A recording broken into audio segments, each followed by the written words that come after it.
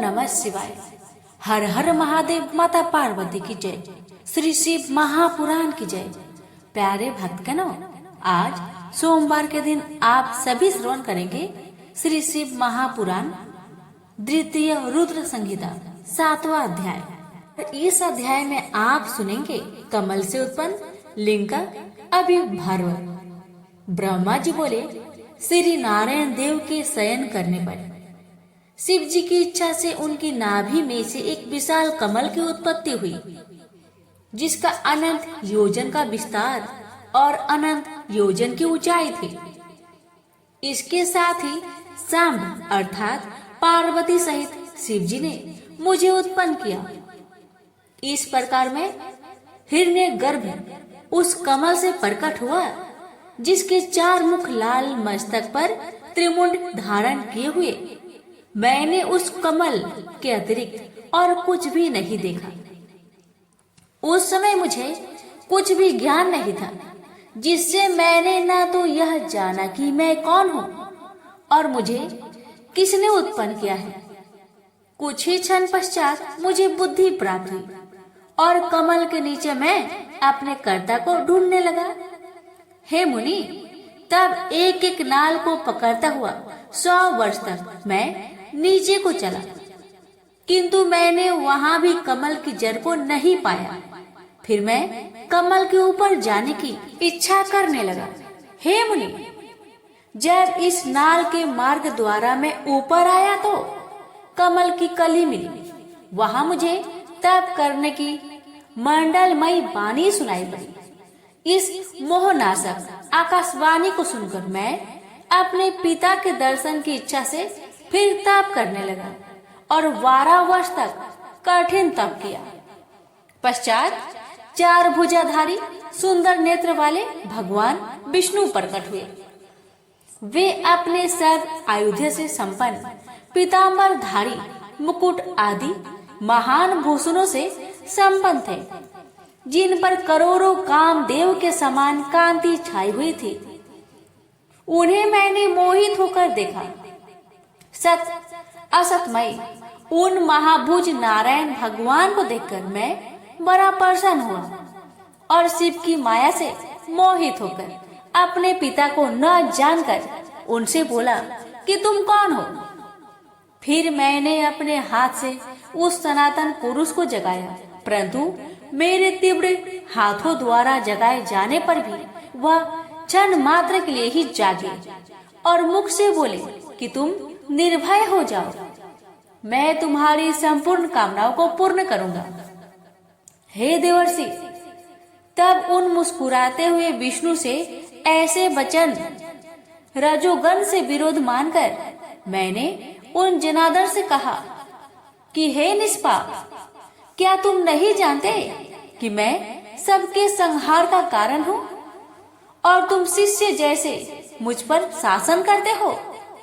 मैं साक्षात जगत का कर्ता, प्रकृति का परवर्तक, सनातन, आज ब्रह्मा और विष्णु से उत्पन्न होने वाला विश्व की आत्मा हूँ।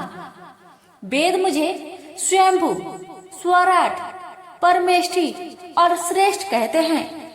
हे नारद, जब मैंने ऐसा कहा तो रमापति भगवान मुझ पर बहुत क्रोध हुए और कहने लगे, अवश्य तुम लोक कर्ता को मैं जानता हूँ, परंतु तुम तो मेरे ही अविनाशी अंग से उत्पन्न हुए हो। क्या आप तुम निर्दोष नारायण जगन्नाथ को भूल गए? निसंदेह तुम मेरे ही नाभि कमल से उत्पन्न हुए हो, परंतु इसमें तुम्हारा अपराध भी तो नहीं है, क्योंकि मैंने तुमको अपनी माया से मोहित कर दिया है। हे चतुर्मुख, यह मेरा वचन सत्य है कि सब देवों के ईश्वर मैं ही हूँ। मैं ही सबका कर्ता, भर्ता और व्यापक हूँ। मैं ही आदित्य, पर ब्रह्मा, पितामह और परम तत्व हूँ। यह सब कुछ मुझ में चराचर जगत स्थित है। तुम मेरी शरण में आओ, मैं तुम्हारी सब दुखों से रक्षा करूँगा। ब्रह्मा जी कहते हैं कि जब भगवान विष्णु ने ऐसा कहा, तब मैं ब्रह्मा क्रोध होकर ललकार कर उनसे बोला कि तुम कौन हो, बहुत बकवाद न करो, तुम परम ब्रह्मा ईश्वर नहीं हो, तुम्हारा भी कोई करता होगा। शंकर जी की माया से मुझे मोहित कर दिया था, मैंने हरि से रोमांचकारी युद्ध प्रारंभ कर दिया। तब मेरे और उनके बीच में लिंग प्रकट हुआ।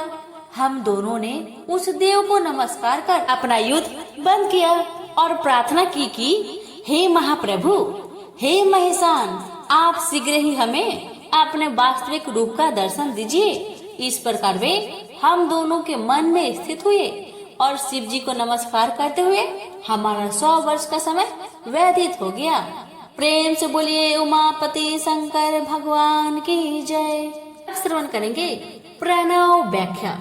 ब्रह्मा जी बोले, हे मुनि श्रेष्ठ, जब हम दोनों का गर्भ दूर हो गया तब सबके प्रभु, दीनों के पालक, गर्भ पर हारी अभय शिव जी ने दया कर यह गंभीर वाणी सुनाई कि हे देवताओं, ओ।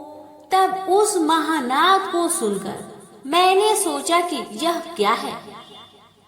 उसी समय देवों के आराध्य विष्णु ने उस लिंग के दक्षिण भाग में सनातन आद्य वर्ण आकाश की और उसके उत्तर भाग में ओमकार को देखा।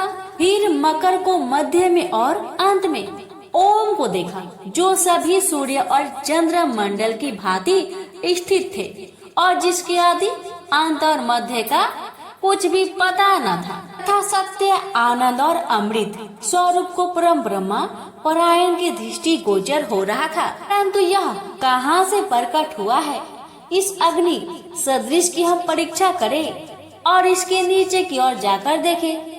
हम उस वेद शब्द से उभय भेष वाले विश्वात्मा का विचार कर ही रहे थे कि उसी समय वहाँ एक परम ऋषि का आविर्भाव हो गया। विष्णु जी ने उस ऋषि से पूछ समझकर एक दूसरे ब्रह्म शरीरी शिव जी का ज्ञान प्राप्त किया, जो कि अचिंतनीय वाणी से अप्राप्त मन का गम्य नहीं और केवल एक अक्षर ओमकार से ही जाना जा सकता है।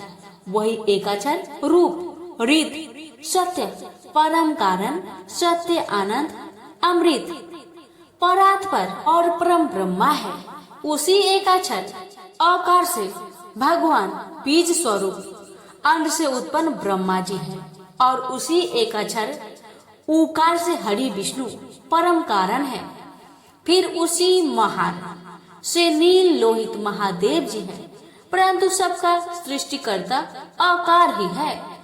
उकार मोहन करने वाला है और मकार तो नित्य ही अनुग्रह करता है। मकार विभु और बीजी है एवं आकार बीज है।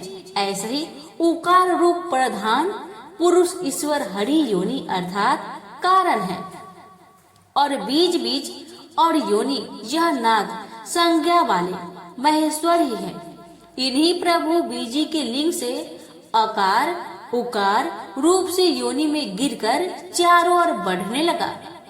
उससे सोने का अवैध अर्थात न जानने योग्य और अलक्षण अर्थात लक्षण से रहित एक अंड उत्पन्न हुआ, जो बहुत वर्षों तक जल में स्थित रहा है।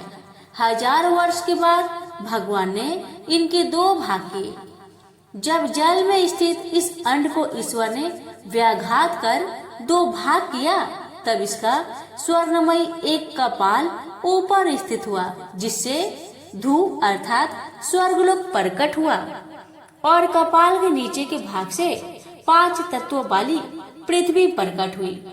फिर उस अंड से मकार नामक 4 भुजा वाले भव अर्थात शंकर प्रकट हुए, जो सब लोकों के रचयिता और वही 3 रूपधारी प्रभु हुए। इसी कारण यजुर्वेदिया इनको ओम ओम ऐसा कहते हैं। युजु के वचन सुन एक और सामने भी सादर हे हरे ब्राह्मण कहा। तब इस प्रकार इन देवेश को तथा योग जानकर सबने उत्पन्न मंत्रों से इन महोदय महेश्वर महादेव की स्तुति करना आरंभ किया और उसी समय से विश्व के पालक भगवान विष्णु मेरे साथ ही उस एक सुंदर रूप को देखने लगे। जिसके 5 मुख 10 भुजा, कपूर के समान गौरवन, परम कांतिमान, अनेक भूषणों से भूषित, महान, उदार, महावीर्यवान और महापुरुषों के लक्षणों से युक्त थे और जिन्हें देखकर हरि तीर्थार्थ हो गए। अब तक परमेश्वर महेश भगवान परेशान होकर अपने दिव्य शब्दमयी रूप से स्थित हो गए। उन अगुण गुणात्मा का शब्दमयी रूप देखकर मैं भी बहुत प्रसन्न हुआ। फिर हम दोनों ने उन्हें नमस्कार किया। तदंतर उन्हीं से सुंदर 38 अक्षरों वाला वह मंत्र प्रकट हुआ जो बुद्धिदायक और धर्म अर्थ का साधन है। उसे गायत्री कहते हैं। यह गायत्री चारों कमलों में उत्तम और पश्चित ओम नमः शिवाय 8 कलाओं से युक्त है, जिससे अभिचार अर्थात मारण आदि कर्म होते हैं और जिसकी उत्पत्ति श्वेत और शांतिदायक तथा संहार का भी कारण है। में अक्षरों के भिन्न भिन्न न्यूनाधिक क्रम संख्या होती है। इस श्रेष्ठ मंत्र के कुल 61 वर्ण है। फिर मृत्युंजय मंत्र है जिसमें ओम जू स अथवा त्र्यंबक यजामहे इत्यादि कहा जाता है। के साथ ही पंचाक्षर मंत्र है जिसमें केवल नमः शिवाय मंत्र और क्षम्यो चिंतामणि मंत्र और दक्षिण मूर्ति मंत्र उत्पन्न हुआ है। पश्चात शिव का महावाक्य तत्वमसि नामक मंत्र हुआ और इन 5 मंत्र को विष्णु जी ने ग्रहण कर अपना आरंभ किया। फिर ऋक यजु साम सहित मैंने और विष्णु ने उन वरदायक शाम शिव ईश्वर की प्रसन्नचित से स्तुति करना आरंभ कर दिया। प्रेम से बोलिए उमापति शंकर भगवान की जय।